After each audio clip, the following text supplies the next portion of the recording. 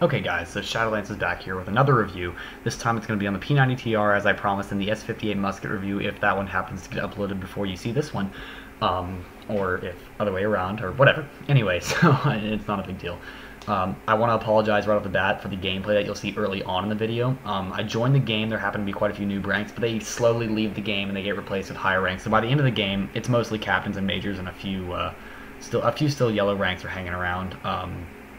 So yeah, I have to apologize for the early gameplay, but it is good gameplay because I do get some good kills and stuff, and you guys can see how the TR, well, works. It's a good gun. At any rate, so I'm going to walk right into the stats. This thing starts with a 50 of 50 ammo capacity, which is very, very, very nice for an SMG. I like this ammo capacity, and just other stuff that goes with the gun. It is a fully automatic gun, if you guys didn't guess that already. It has no burst mode, no single fire. I don't think any SMGs have a single fire mode. It has the pre-attached suppressor as well. I do believe it's an S2 suppressor, actually. Not sure about that. It's a very, very popular gun. You see lots of people use this gun. Unfortunately, it's not being sold for permanent anymore, so that is kind of a downside. I really wish this gun was still being sold permanently, but it is not.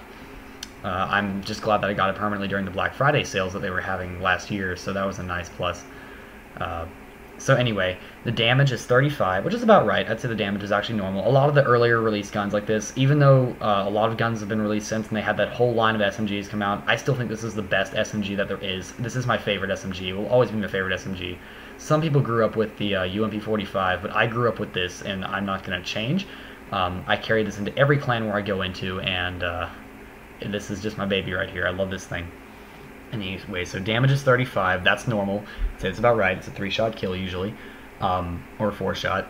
The portability 73, so it's plenty portable. Not as portable as some of the newer ones that are like topping 85, but it's still a very nice SMG. Rate of fire is 82. Also not the nicest in the world, but it's good for the damage. Makes it a very quick killer, and it's excellent for accolades because the damage through other people and the damage drop-off are not bad at all, really. I mean, they're perfectly fine. The recoil on this is 72, which is actually very, very, very, very, very low for an SMG, which is why I like this gun particularly. The spread never gets very far out of hand, even while jumping, which is an even nicer thing there. And as you guys probably know by now, I'm using fraps, so you're going to see some video blackouts a little bit. I'm not going to be using it again after this review. I used it for both the S58 musket review and this one. I hadn't rendered videos before that, so these are the only two you'll be seeing with fraps problems. Don't expect to see any more of those, thank God. Anyway, so the last stat is the rate of fire at 82, which is also very, very high. It's not the highest in the game. There are higher, obviously.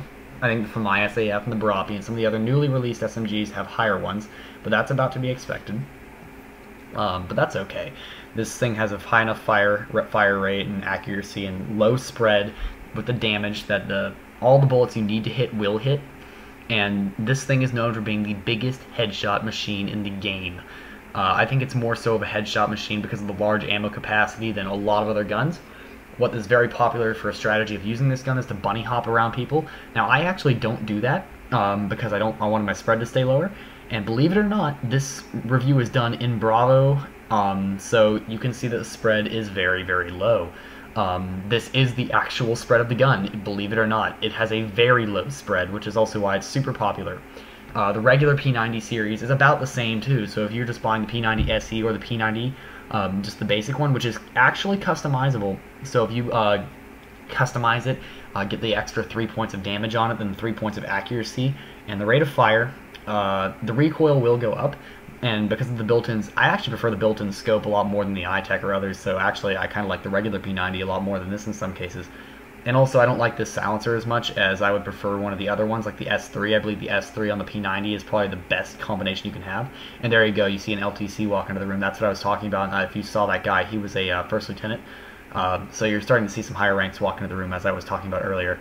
This guy, multi-kill, and that's my ultra kill. I thought that was just really funny right there, because those guys are just being complete idiots. And they weren't the lowest ranks in the game, necessarily. You shouldn't be really doing that.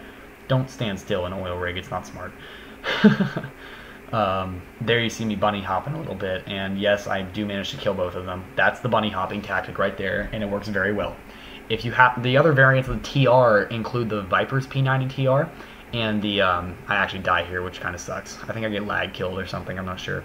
The Viper's P90TR, which has a 60 of 60 magazine, and the I believe it's 60 of 60. I might be wrong. It might be 60 of 120. I think it's 60 of 60 though. And then the P90TR SE, which is actually considered more popular than the Vipers, mostly due to the fact that it has an extra 2 magazines. It has a 50 of 100 mag, and it also has higher damage and I think more portability and accuracy, if I'm sure. I'm not 100% sure, so don't quote me on that. I've never had the gun on my account. I would love to, because I would love to do a review on it. One of the top 10 guns I'd like to do a review on for sure.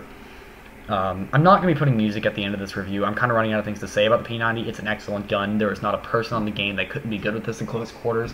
I would take this gun over any other. I give this gun a solid 9.5 out of 10 because it has the built-in suppressor, which is super nice for volume, even if not for... I don't know what the S2 gets rid of. I know the S1 is recoil and the S3 is flash. I believe it's tracer bullets. So I suppose that's actually pretty good. That's not bad. That's not a bad thing at all. I actually aimed that headshot right there, so I'm sorry for how long that took. I really wanted the headshot.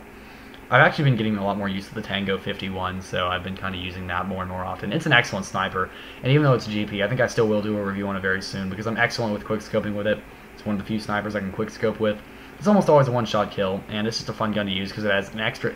It's like the TPG-1 Master. It has 5 shots plus the additional 25 shots, which is very, very nice. Great for quickscoping. You put an Extend Mag 2 on that thing, and you can just walk through people. It has the 3x scope, which I prefer for quick scoping, and it's almost perfectly accurate. What's not to love about this gun? The only thing is it gets tanked occasionally long range, so if you're playing a map like Kill Creek, you obviously won't see me use this gun as much, but every time I play a Junk Fleet game, I will most likely walk into the room with this, and then either my Holiday Wolf or my TPG-1 Pro, considering that I usually use only 2 sniper rifles. I might use my L115 sometimes, because it's also a very nice sniper. At any rate, I know I'm not really talking about the P90TR a whole lot, but I kind of said everything I need to say already. Just a little more background around the gun. The first time it was sold was back in 2010, December. Oh, I'm sorry, no, my bad. No, it was December 2010 that they took it off the permanent price, and they sold it for about, I think, $13 or $14, something like that, on sale. Anyway, so that's when it was taken off. Other than that, it has no restrictions. You can use it with specialists and everything else that there is. So the GP variants of this are obviously the P90 and the P90 SE, as I already said. That's about all that I really have to say about the gun. The reload and the draw speed. The reload is, there's my Fraps blackout screen again. Sorry, I have some people talking in the background. No. Sorry about that. Anyway, so the recoil on this thing is pretty much fine. I think I already said that a couple of times, but I mean, the recoil is the real big thing about this gun compared to most other SMGs. The recoil with the damage is very nice. One of the nicest things about this gun is the draw speed. The draw speed is very, very fast. Even for an SMG, it's just pop, go, pop, go, pop, go. It's super fast. There are guns that have longer draw speeds. I think this one is about on par with the Barapi. The Barapi might be a touch faster, but that's just how I feel. I don't have a whole lot more to say about the gun, so I hope you guys pretty much had a good time watching the review. If you want to see some more, just give me recommendations. I had some friends give me some stuff earlier, so big shout out to them. So, yeah, shout out to Mr. Devil from my clan.